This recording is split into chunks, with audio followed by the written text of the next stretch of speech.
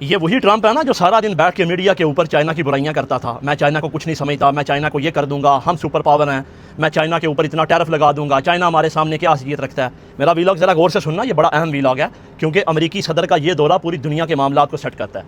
कोई भी अमरीकी सदर जब सदारत का ओहदा संभालता है तो उसके टेन्योर में चाइना का एक दौरा ज़रूर होता है।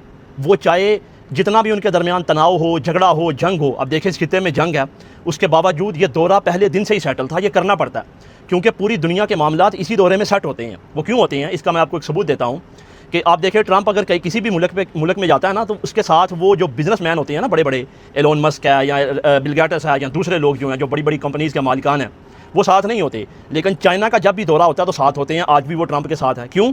क्योंकि सारे बिज़नेस के मामलात को सेटल करना होता है कि किस चीज़ को कैसे लेके चलना है, कौन सी मार्केट को कहाँ पे सेट करना है, फ़लाँ चीज़ की क्या प्राइसेस होगी।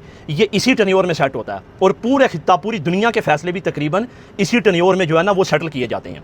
अब वही जो ट्रंप है उसने आके जनाब चाइना की टीसियाँ करनी शुरू कर दी हैं कि चाइना का लीडर बहुत अच्छा है, चाइना की अवाम बहुत अच्छी है, हम मिल के काम करेंगे, हम ये करेंगे, हम ऐसे करेंगे।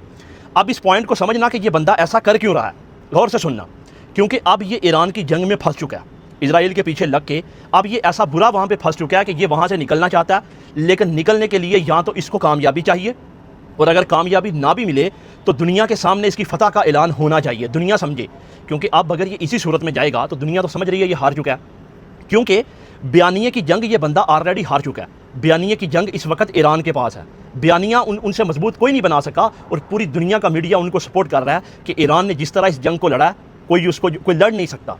अब ये भी कन्फर्म खबरें हैं कि इस जंग में ईरान के जीतने के पीछे जहां उनकी अपनी कोशिश और ताकत और लड़ाई और अल्लाह के ऊपर तवक्कल था, at the same time China और रशिया की सपोर्ट उनके पीछे थी, क्योंकि चाइना और रशिया की मजबूरी है। सबसे पहले चाइना सबसे ज़्यादा तेल खरीदने वाला ईरान से, और इंतहाई सस्ता। और उसके बाद अगर इस खित्ते में बैठ आके अमेरिका कब्जा कर लेता तो तेल की जो एक मंडी चाइना के पास है वो भी अमेरिका के पास चली जाती, तो फिर चाइना तो फंस गया। दूसरा, रशिया का ये प्लान था कि उसको 30-40 साल के बाद अब ऐसा मौका मिला कि वो अमेरिका को इस खित्ते से भगाए। अब आप देख रहे हैं कि दिन ब दिन इस खित्ते में अमेरिका की ताकत बढ़ती जा रही है, उसकी एयर बेसेस, खलीजी ममालिक में असर रसूख और ये वो सब कुछ।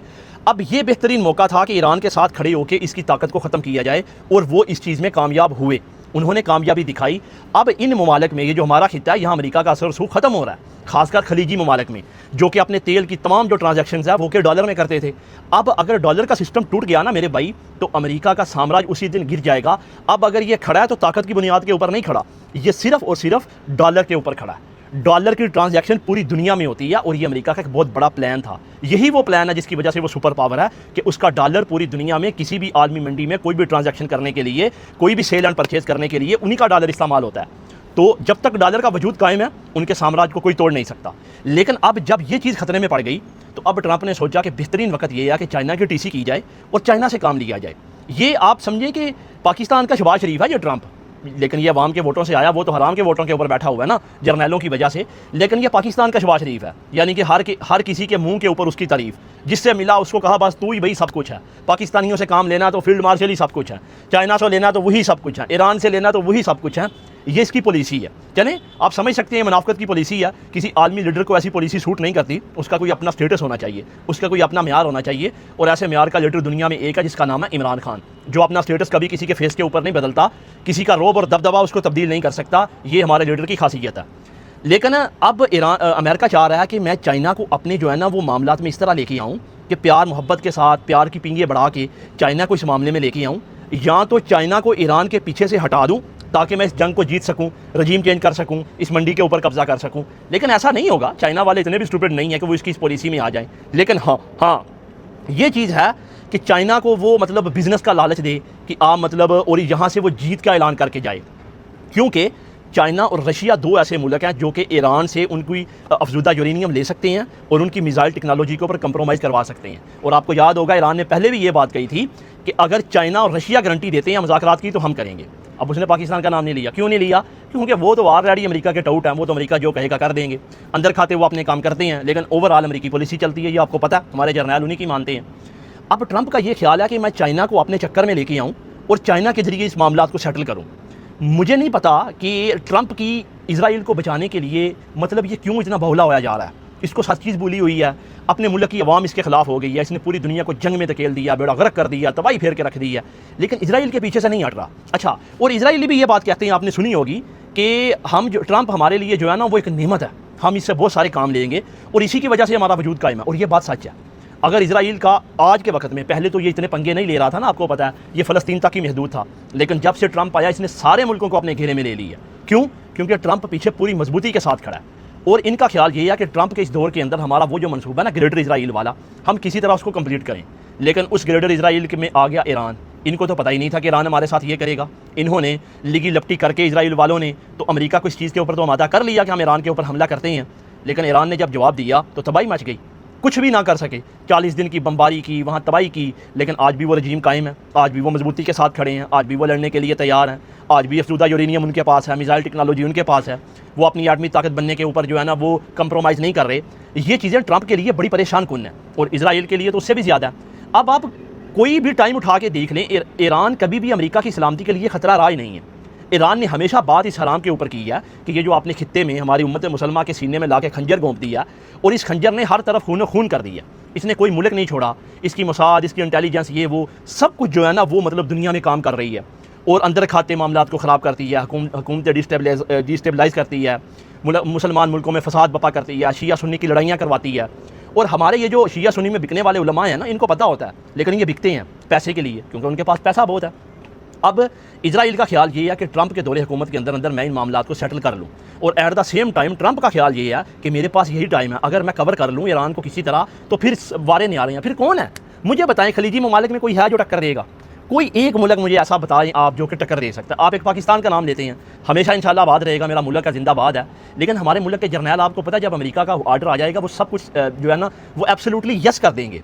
एक तो लीडर था ना उसने एब्सोल्युटली नॉट किया था, ये एब्सोल्युटली यस कर देंगे। इनकी मजबूरी है क्योंकि ये बनते वहीं से हैं, इनका सारा टेन्योर वहीं पे होता है, इनकी सेटलमेंट वहीं पे होती है, इनकी एग्रीमेंट वहीं पे होती है, इनकी प्रॉपर्टीज़ उन्हीं की कस्टडी में है, तो ये क्यों करेंगे? अगर ये इतना जुल्म सितम करते हैं तो इसके पीछे अमेरिका है, ये इसीलिए करते हैं ना। और ये कैसे कर सकते हैं? वरना अमेरिका वो इंटरनेशनल तंजीमें ये वो फ़ौरन से बिलबला उठती हैं, पाबंदियाँ लग जाती हैं, जो है ना वो ग्रे लिस्ट में डाल दिया जाता है, लेकिन ऐसा कुछ नहीं हो रहा। क्यों? कि अमेरिका इनके पीछे खड़ा है। लेकिन जैसे जैसे अमेरिका का साम्राज्य टूट रहा है वैसे वैसे इन्हीं का साम्राज्य टूट रहा है। अब चाइना का दौरा करने का एक तो सबसे बड़ा मकसद ये है कि बिज़नेस डील की जाए, चाइना को अपने जो है ना वो उस दायरे में लाया जाए, उस जोन में ला के चाइना से काम किया जाए। अब बदला क्या होगा कि जितने भी बड़े बड़े बिजनेस मैन हैं वो चाइना के साथ बड़ी बड़ी बिजनेस डील करेंगे, इतनी बड़ी के साथ चाइना सोचे कि अब ये हो क्या गया, चाइना की मंडियों में बोंचाल आ जाएगा और उसके बाद फिर चाइना से ये अपना असली काम लेंगे। यही इनका तरीक़ेकार होता है कि पहले इस तरह चक्कर में फंसाओ, उनको बेहद खुश कर दो, जब वो आपके ऊपर एग्री हो जाएं, आपके ऊपर मुतमईन हो जाएं, फिर अपने असल टारगेट की तरफ आ जाओ। और यही मकसद है। क्योंकि अगर अमेरिका चाइना को ट्रीट करने में कामयाब हो गया ना, या चाइना को ईरान से अलग करने में कामयाब हो गया, जो कि 1% भी चांस नहीं है, लेकिन भाई उनकी पॉलिसी है, वो अपनी कोशिश करते हैं, तो फिर आप एक बात याद रखिएगा कि फिर ईरान के साथ वो होगा जो शायद पहले नहीं हुआ। क्योंकि अब तक जो बचा आ रहा है वो चाइना की, इसमें कोई शक नहीं है कि ईरान की इस्तकामत है। पहले उन्होंने लड़ने का इरादा किया, उसके बाद ही उनकी मदद आन पहुंची है। ऐसे थोड़ी ना होता है कि अगला बंदा लड़ने के लिए तैयार ना हो, आप उनके लिए क्या करेंगे। लेकिन चाइना कभी भी ईरान का साथ नहीं छोड़ सकता। मुझे लगता है ट्रंप का ये जो चक्कर है ना, ये जो टूर है, ये बिज़नेस तक तो कामयाब रहेगा, लेकिन उसके माइंड में जो असल खन्नास है ना, जो असल कीड़ा जो वो करने के लिए आया, वो उसको कामयाबी नहीं मिलेगी। ग्रेटर इसराइल बनने के लिए अगर कोई नाकामी है, अगर कोई कंडा है दरमियान में, कोई रुकावट है, तो वो है ईरान। मेरी एक बात याद रखें, सऊदीया के एक बहुत बड़े लीडर तुर्की सऊद अल फैसल गालबन उसका नाम है, उसने ये बयान दिया कि अगर ईरान ना होता ना तो अब तक ग्रेटर इसराइल बन चुका होता। क्योंकि अगर इसराइल को यहाँ पे आना है इन खलीजी ममालिक में या दूसरों में, तो उसको ईरान को क्रॉस करना पड़ेगा। अब ईरान को छोड़ के तो नहीं आ सकता। ग्रेटर इसराइल बनने के लिए ईरान के ऊपर कब्जा करना पड़ेगा, ईरान की ताकत को, ईरान की जो है ना वो रजीम को, उसको जो है ना ख़त्म करना पड़ेगा। ऐसा नहीं हो रहा। और मुझे लगता है कि जो खुरासान वाला ग्रुप है ना, वो अली वाला ग्रुप है भाई, यही लेके बैठ गया। वरना मुझे बताएं, मुझे तो मुद्दतों तक भी कोई नज़र नहीं आ रहा कि कोई अमेरिका और इसराइल के सामने खड़ा हो जाए। नहीं हो सकता।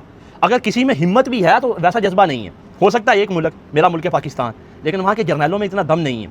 वो सिर्फ इंडिया के साथ 1-2 दिन की जंग लड़ सकते हैं या इस तरह की, उनमें वो चीज़ें बची नहीं है। क्योंकि वो करप्ट टोलों को जो है ना सिलेक्ट करते हैं। उनके मामला मुल्क के अंदर इतने हो चुके हैं कि वो बस इसी काम में लगे हुए हैं कि अपनी हुकूमत सेट करो, वोट चोरी करो, जमहूरियत तबाह करो, आइन तबाह करो। उनको फिर दूसरी चीज़ों से गर्ज नहीं होता। लेकिन ट्रंप का ये दौरा जितना उसको कामयाब लग रहा है ना, मुझे लग रहा है कि इसकी नाकामी की तरफ जाएगा। क्योंकि ये जेन में जो ये चीज़ रख के आया ना, वो यही है कि ये इजराइल के लिए, इसको अपने मुल्क से ज़्यादा इजराइल की फ़िक्र है, अपनी मुल्क, अपना अवाम, अपना वोट और अपनी चीज़ों से ज़्यादा फ़िक्र ये है कि मैं किसी तरह इजराइल को सर्वाइव करवाऊँ।